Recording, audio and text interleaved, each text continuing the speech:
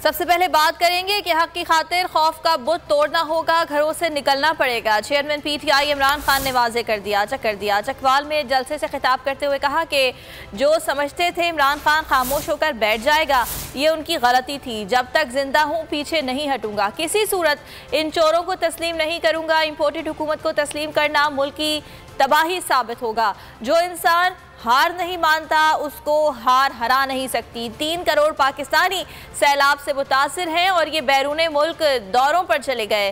सिंध का हाल खराब, बिलावल भी मुंह उठाकर चलता बना। प्यूटन से मुलाकात में शहबाज शरीफ की कांप में टांग गई। मरियम नवाज ने झूठ में PhD कर रखी है। उन्होंने कहा कि चोरों की गुलामी करना तबाही का रास्ता चुनना है।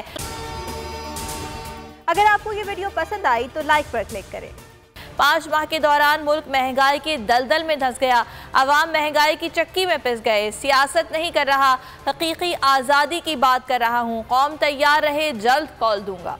मैं हूँ इमरान रियाज खान। अब आप मुझे देख पाएंगे सिर्फ बोल न्यूज़ पर। इमरान रियाज खान साहब जो हैं वो बोल फैमिली का हिस्सा बन गए हैं। बड़े अरसे बाद किसी चैनल ने हौसला किया है, तो मुझे ऐसा लगता था कि हमें बोलने की इजाजत नहीं मिलेगी, लेकिन बोल ने डिसाइड किया कि बोलने की इजाजत को लेकर देंगे। मुझे बोल की एक चीज बहुत अच्छी लगी कि बोल ने कैटेगोरिकली कहा कि जो करना है करो, हमने अपना कोई बंदा नहीं निकालना।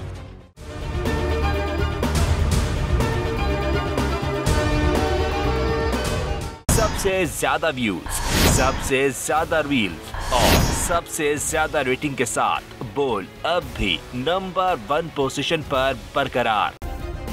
सब्सक्राइब करें और बेल दबाएं ताकि कोई खबर रह न जाए।